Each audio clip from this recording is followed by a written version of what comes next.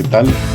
Aquí estamos de nuevo, continuamos con nuestro estudio del Evangelio de Juan usando el libro de Max Lucado llamado Juan. Ese libro tiene la portada como fondo de esta pantalla, mi background, para aquellos que quieran conseguir el libro. La lección de hoy es la lección número 5 y se llama Una multitud hambrienta y está basada en el Evangelio de Juan, obviamente, en el capítulo 6 y vamos a leerlo en la versión Nueva Traducción Viviente en esta ocasión. El libro trae dos versiones más y cualquiera de ellas la podemos usar. Dice el texto de la siguiente manera. Después, Jesús cruzó al otro lado del mar de Galilea, conocido también como el mar de Tiberias. Una gran multitud siempre le seguía a todas partes porque veía las señales milagrosas que hacía cuando sanaba a los enfermos. Entonces Jesús subió a una colina y se sentó allí rodeado de sus discípulos. Ya era casi el tiempo de la celebración de la Pascua judía. Enseguida Jesús vio que una gran multitud venía a su encuentro. Dirigiéndose a Felipe le preguntó, ¿dónde podemos comprar pan para alimentar a toda esta gente? Lo estaba poniendo a prueba porque Jesús ya sabía lo que iba a hacer. Felipe contestó, aunque trabajáramos meses enteros, no tendríamos el dinero suficiente para alimentar a toda esta gente. Entonces habló Andrés, el hermano de Simón Pedro. Aquí hay un muchachito que tiene 5 panes de cebada y 2 pescados. ¿Pero de qué sirve ante esta enorme multitud?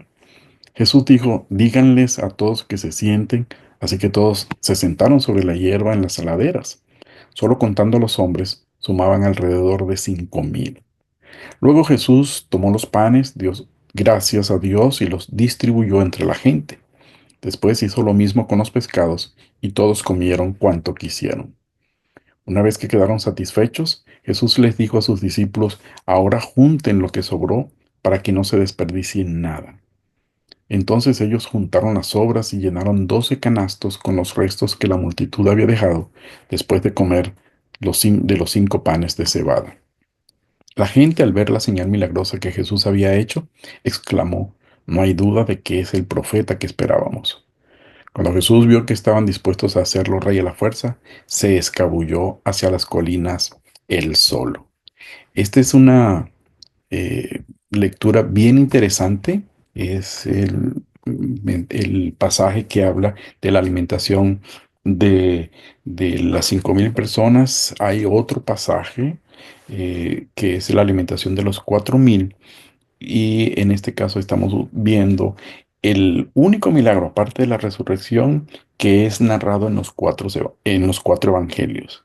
Eh, Marcos, Lucas y Mateo lo presentan y es conveniente y necesario que leamos estos pasajes de la Escritura antes de estudiar este, es decir, que tengamos la visión panorámica de los cuatro evangelios, porque ellos nos dan algunos datos, nos aportan algunos datos unos y otros para ver la historia completa, el panorama completo.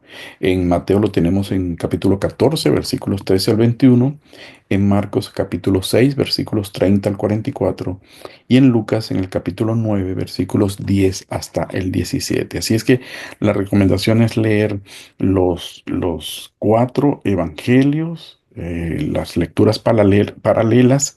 Ustedes saben que los evangelios sinópticos, Mateo, Marcos y Lucas, presentan similaridades y el Evangelio de Juan a veces presenta particularidades que nos ayudan a entender la razón completa por la cual aparece este milagro en los relatos. También es importante que leamos en la segunda parte de este capítulo 6 de Juan, que va desde el versículo 22 hasta el versículo ah, 71, sí, 71, 22 al 71, porque es el discurso. Recuerden ustedes que en el Evangelio de Juan tenemos 7 milagros, señales y 7 discursos. Este es el primer discurso que encontramos en el libro y los discursos apuntan a una enseñanza teológica que reafirma que el Señor es Dios, igual que sus milagros. Por eso el milagro de la alimentación de los 5.000 es seguido por el discurso acerca de Jesús, el pan de vida. Entonces es necesario que leamos esto en conjunto. Después de leer la, la escritura, encontramos algunas cosas interesantes y como lo hicimos en la clase anterior y creo que en la otra también, nos ubicamos un poco en la parte geográfica. Dice la escritura que Jesús llevó a sus discípulos y cuando leemos los cuatro evangelios, otra vez muy importante, encontramos esta información. Ellos estaban aquí en Capernaum, aquí está la ciudad, y luego dice que el Señor los lleva a Bethsaida. Los lleva después de conocer la muerte de Juan el Bautista, es lo que parecen decirnos los evangelios.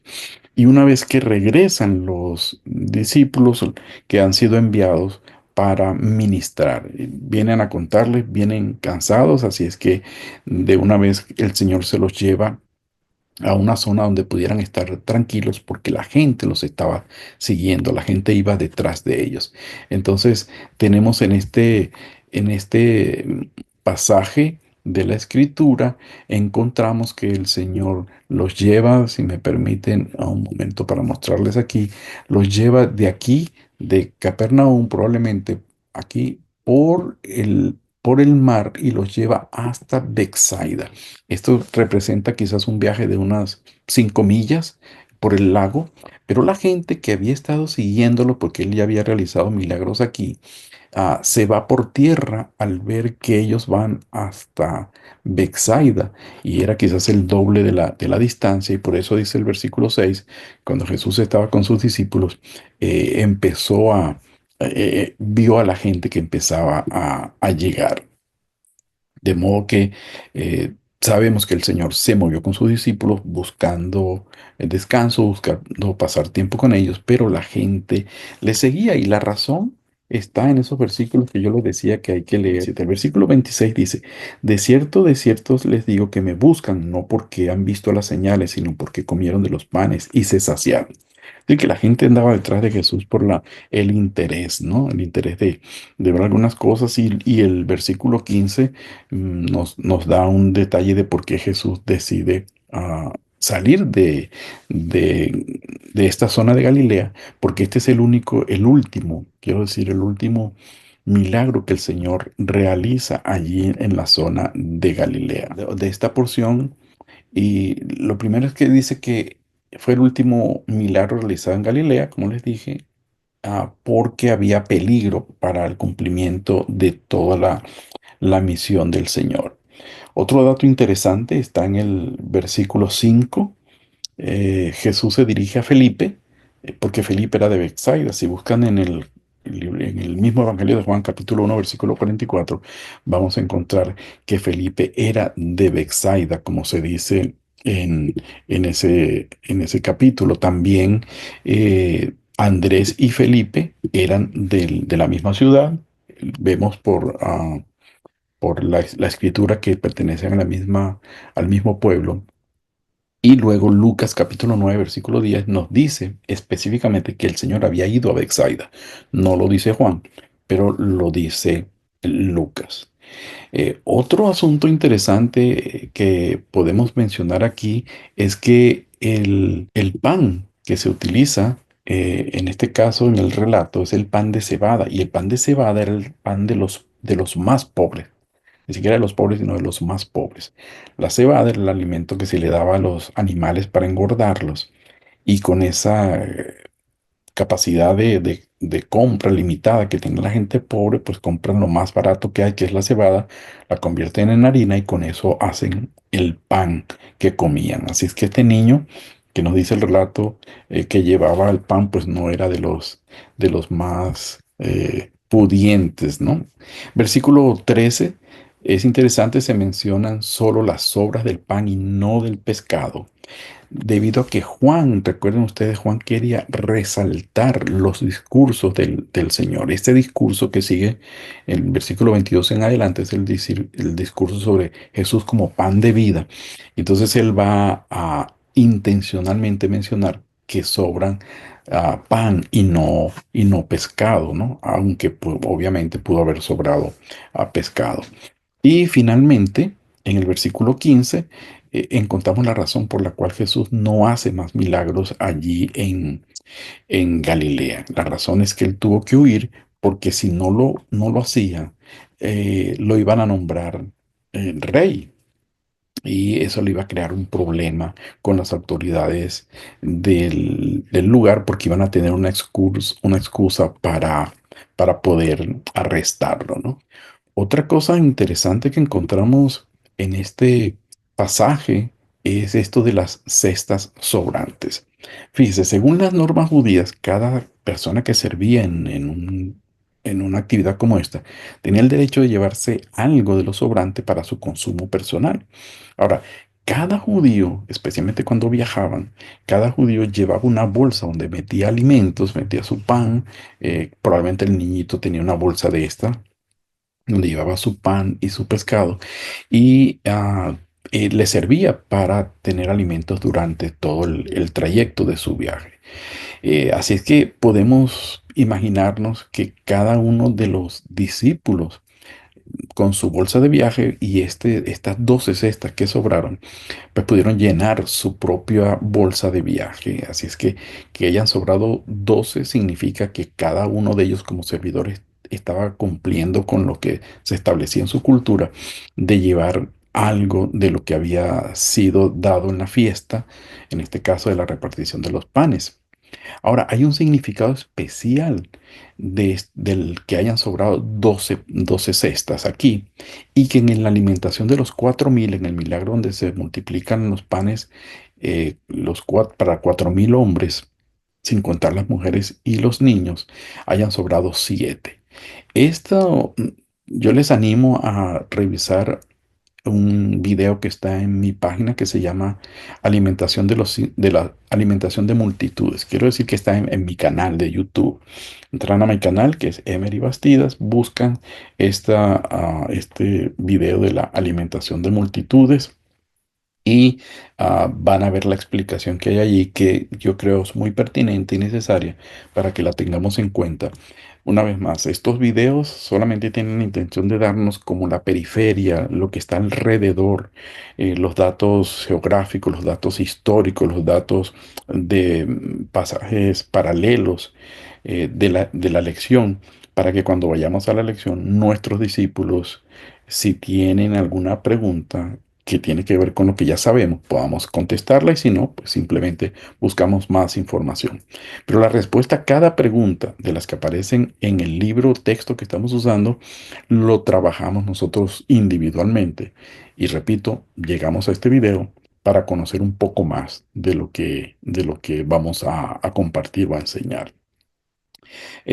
Cosas interesantes aquí tienen que ver con el hecho de que este es un milagro en el cual Jesús usa eh, la, la oportunidad de una necesidad física que tiene la gente para enseñar una lección espiritual.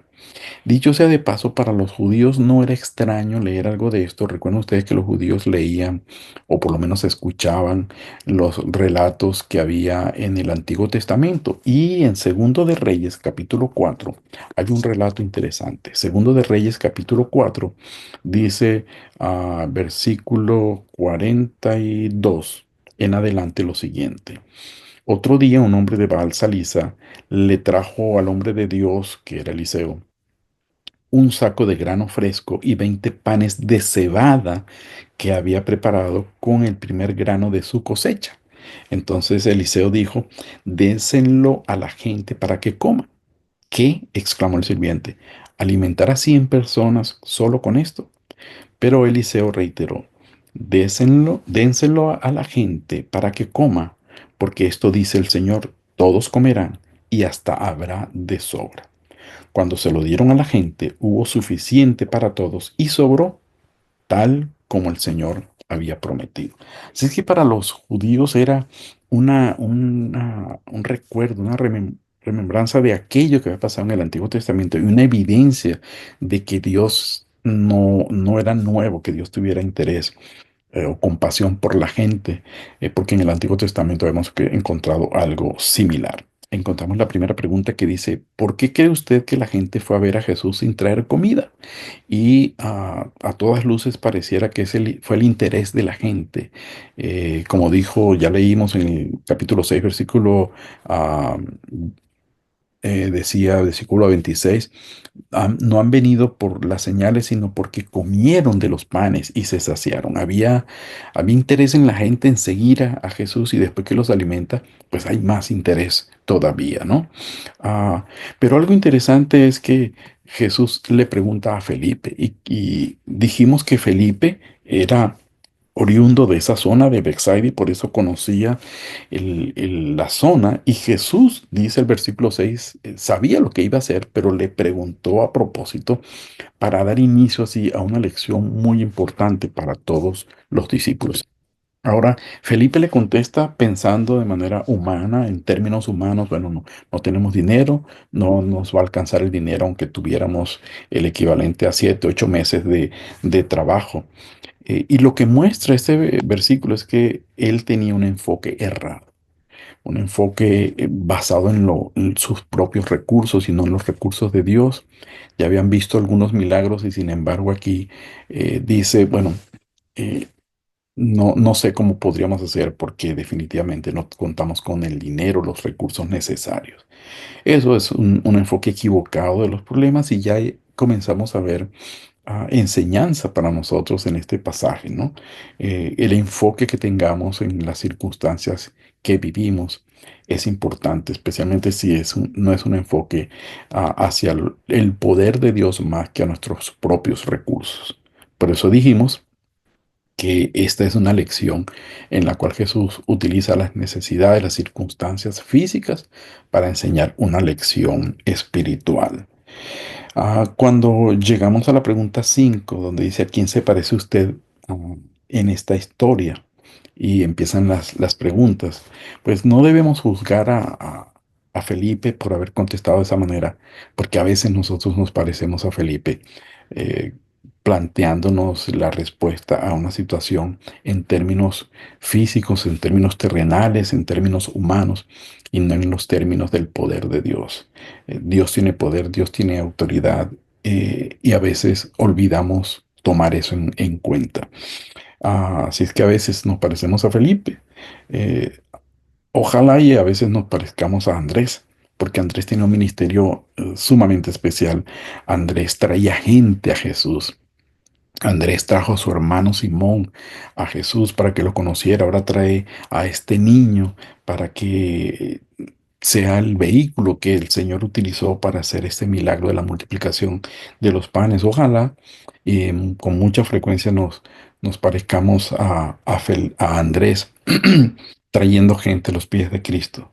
Eh, en esta misma pregunta dice, bueno, a veces nos parecemos al muchacho y Dios quiera que así sea. Este jovencito no tenía casi nada, tenía simplemente pan de pobre y un par de sardinas. Sin embargo, el Señor utilizó esto, ¿no? Y creo que hay una enseñanza enorme aquí. A pesar de lo poco que tengamos, Dios puede usar eso poco para su honra, para su gloria, para convertirlo en bendición para otros, para una evidencia de su poder. Puede ser que lo que tengamos sea un problema, una enfermedad, una situación difícil, pero eso Dios lo puede usar para mostrar su poder. Puede ser que nos parezca a nosotros que el don que tengamos no sea un don suficiente para servirle al Señor, que solamente servimos para limpiar las sillas o para cerrar las puertas o cualquier otra cosa.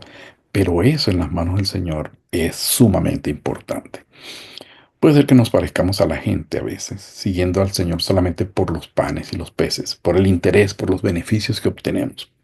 Pero el Señor dijo que eso no era la actitud apropiada, no era la actitud ideal, seguir al Señor por el interés que tenemos en lo que Él nos puede dar. necesitamos revisar cuál es nuestra propia condición. Final de esta lección, en la pregunta 6 específicamente, dice, ¿qué problemas en su vida parecen no tener solución? Y esto me hizo pensar en algo que leí del pastor Tony Evans, del doctor Tony Evans. Y más o menos parafraseado dice así, cuando estés haciendo la voluntad de Dios, y parezca que no está funcionando, da gracias por tu insuficiencia, porque Dios mismo es suficiente para ti. Él es la fuente, Él es tu fuente. Esto quiere decir que a veces cuando estamos haciendo la voluntad del Señor y las cosas salen mal, podríamos preguntarnos, pero si yo estoy en obediencia al Señor, ¿qué está pasando? Bueno, es una oportunidad para darle gracias a Dios por nuestra insuficiencia, por lo que no tenemos, porque entonces Él va a manifestar su poder, su suficiencia, porque Él es la fuente de toda suficiencia. Creo que otra cosa que quería demostrarnos el Señor es que así como Él puede dar para lo material, nos puede dar para lo espiritual. Pan físico, pan espiritual, pan de vida, es lo que el Señor presenta en su discurso y Dios nos da en abundancia. Dios no escatima en darnos lo que necesitamos y por eso esto es una muestra de su poder y de su autoridad. Finalmente, yo pienso que hay varias cosas para aprender en este pasaje. En primer lugar, la sensibilidad de Jesús por la gente necesitada y llamarnos a nosotros a la atención si realmente nosotros tenemos esa misma sensibilidad por la gente necesitada. Otra cosa es el señorío de Cristo sobre todas las circunstancias. Él está en control de todo, a pesar de que en algún momento nos parezca que no es así. En tercer lugar, la importancia de ver lo poco en nuestras manos, que puede ser mucho en las manos de Dios. Fíjese, es interesante, los judíos acostumbraban a dar gracias por el pan antes de comer. Siempre era la misma oración. Damos gracias porque la tierra produjo para que este pan fuera producido, estuviera en nuestra mesa. Ah, y- es decir, el Señor, no vemos en la Escritura que el Señor haya orado por un milagro, simplemente Él era la fuente, Él es la fuente para suplir nuestras necesidades, de modo que si hay poco en nuestras manos, en las manos de Dios puede ser mucho. En número 4, la importancia de recordar que aunque lo material sea importante, no es más importante que que lo espiritual. Enfocados, enfocarnos en lo que realmente es importante. Estas cosas son vitales para reforzarlas, para recordarlas en nuestra reunión con nuestros discípulos y para ponerla en práctica nosotros mismos. Si tienes otra, bueno, este es el momento para compartirlo. O si los estudiantes tienen alguna otra cosa que hayan aprendido en el desarrollo de esta lección. Nos vemos la próxima semana con la lección número 6. Que Dios les bendiga.